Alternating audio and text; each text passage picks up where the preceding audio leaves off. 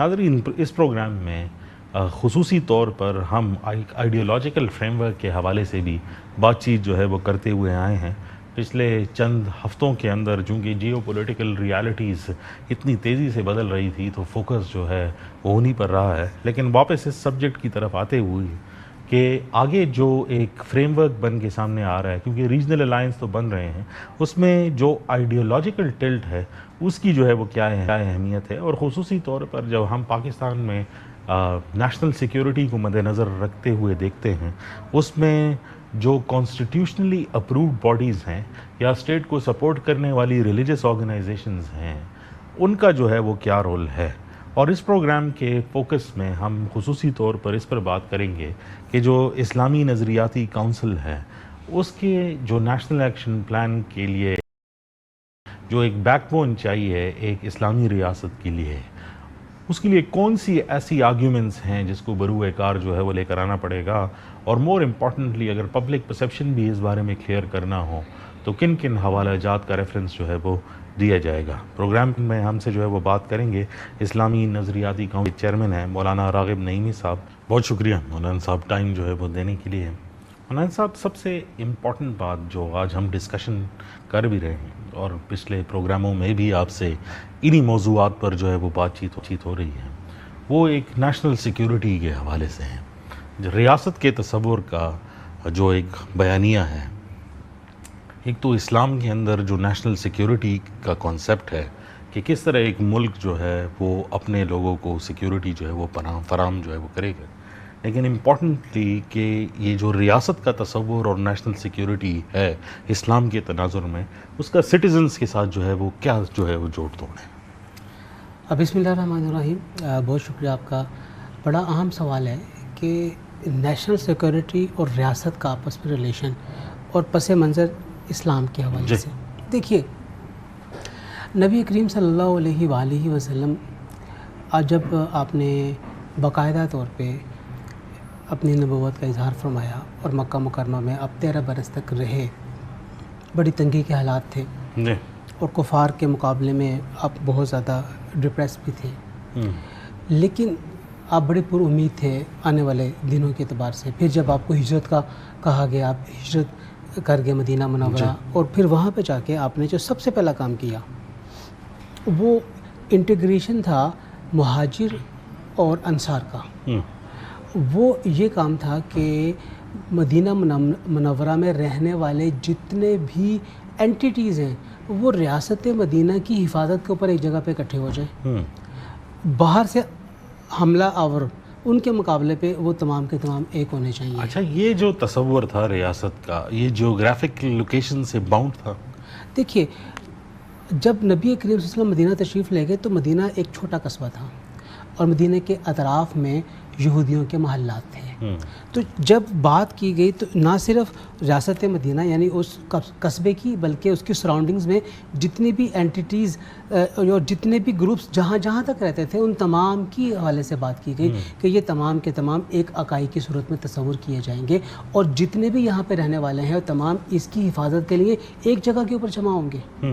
یعنی اگر تصور کریں کہ کسی ایک جگہ کے اوپر حملہ ہوتا ہے تو اس کا تصور یہ کیا جائے گا کہ پوری کی پوری ریاست مدینہ کے اوپر حملہ ہے، بھلے سے حملہ جس کے اوپر کیا ہو رہا ہے وہ یہودی ہے یا وہ بت پرست ہے یا وہ مسلمان ہے۔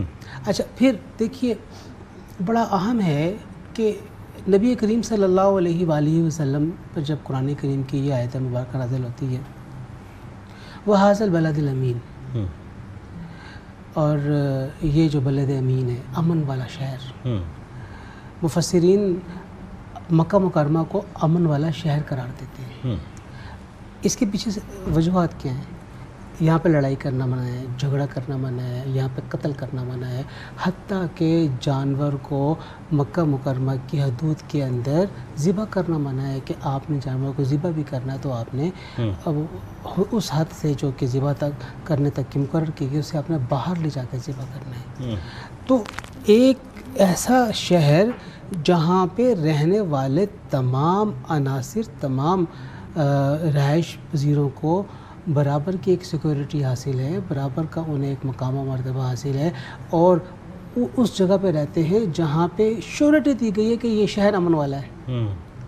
اس کا مطلب یہ ہے، آپ اس کو ایکسپینڈ کریں، آپ کی ریاست کی دائرہ کار بڑھ رہا ہے. اس کا مطلب یہ ہے کہ جو شہر امن والا ہے وہی ریپلیکیٹ ہونے چاہیے باقی تمام شہروں میں بھی معاملات اسی طریقے سے.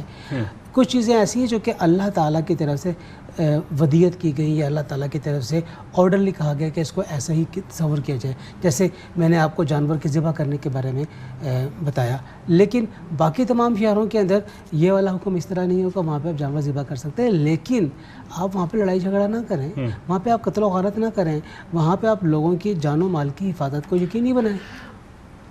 پھر گویا ہم بات کر رہے ہیں اسٹیٹ اور سٹیزن کے ریلیشن شپ کے حوالے سے. اسلام میں اس کا کیا تصور ہے؟ دیکھیے، جو مخلوق ہے نا، اسے اللہ کی عیال سے طبیع کیا گیا ہے، اور جو ریاست کا ذمہ دار ہے وہ ان کے تمام معاملات کے بارے میں جواب دہ ہے.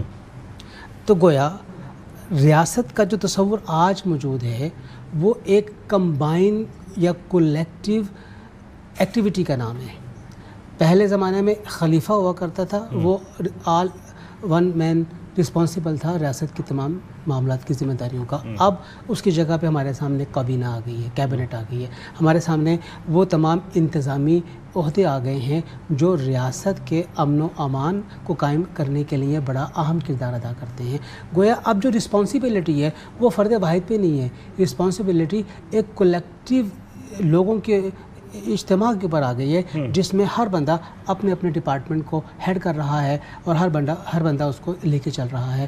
لیکن جو الٹیمیٹ رسپانسبلٹی بننی ہے اس پورے کے پورے معاملے کی، وہ پھر کیبنٹ کے اوپر جانی ہے. اچھا، پھر جب ہم سیکیورٹی کا تصور ہم نے بات کی، ریاست کا ایک نقشہ کیسے تھا اس کے حوالے سے بات کی، اس کا تدارک کون کرے گا کہ ریاست کے اندر جو لوگ ہیں ان کو کسی چیز سے جو ہے وہ خطرہ ہے؟ دیکھیے، تدارک ریاست کی انتظامیہ اور ریاست کو چلانے والے کریں گے. تدارک کی ذمہ داری ان کی ہے. کہیں پر کسی کی طرف سے کسی کام کو کرنے کے لیے آرڈر آنا ہے تو وہ آرڈر دینے والا اس کو آرڈر کرے گا، اور جس نے اس آرڈر کو امپلیمنٹ کرنا ہے وہ اس کو امپلیمنٹ کر کے اس کو یقینی بنائے گا. جو جدید ریاستی نظام ہے اس میں آپ نے کسی بھی قسم کی کوئی بھی ایکٹیویٹی کرنی ہے تو اس کے پیچھے آپ کو اسٹرینتھن کرنے کے لیے ایک لا چاہیے. اگر وہ وفاق کے لیول پر ہے تو وہ لا پارلیمنٹ بنائے گی، اگر وہ صوبے کے لیول پہ تو وہ صوبائی اسمبلی تیار کرے گی. گویا آپ نے کوئی بھی ایکٹیویٹی کرنی ہے جس کے ذریعے آپ نے رہنے والوں کی کسی مشکل کا تدارک کرنا ہے، اور آپ کے پاس اس تدارک کو کرنے کے لیے کوئی قانون، کوئی ضابطہ نہیں ہے، تو سب سے پہلے لیجسلیشن وہاں پہ آئے گی اور وہاں پہ اس کا قانون تیار کرے گی. اچھا، قانون کی جب ہم بات کرتے ہیں، کیونکہ یہ جو تنظیمیں ہیں، مسلح تنظیمیں، ان کا آرگیومنٹ جو ہے وہ قانون کے لحاظ سے وہ ہمیشہ یہ رہا ہے کہ جو جمہوریت کے نیچے جو قانون ہے یہ بیسیکلی جو توحید حاکمیہ ہے اس کو جو ہے وہ چیلنج جو ہے وہ کرتی ہے. کیا اس کے اندر ہماری کیا سوچ ہے؟ اسلامی نظریاتی کونسل کیا سوچتی؟ میں اس کو اس طرح نہیں لیتا، یا اسلامی نظریاتی کونسل اس کو اس طرح نہیں لیتی، کیونکہ اسلام میں ریاست کو چلانے کے لیے سیٹ پیٹرن کنفرم نہیں ہے. ریاست کے سربراہ کا انتخاب کرنے کے لیے سیٹ پیٹرن نہیں ہے. ہمارے سامنے خلفائے راشدین میں سے ہر ایک جب مسند آرا ہوئے تو ان کو لانے کا طریقہ کار دوسرے سے ڈفر کرتا تھا. اسی طریقے سے جب آپ ریاست کے نظم کو چلاتے ہیں تو ریاست کے نظم کو چلانے کے لیے آپ کو سیٹ آف رولز چاہیے. اب وہ زمانہ تو اس طرح نہیں رہا کہ خلیفہ نے ایک بات کہی اور وہ قانون بن جائے. اب تو جب سے ہم نے نیشن سٹیٹس کا تصور لیا ہے، اور نیشن سٹیٹ کے تصور کو لیے جانے کے اندر میں نہیں سمجھتا کہ کسی بھی قسم کی قباحت ایسی ہے.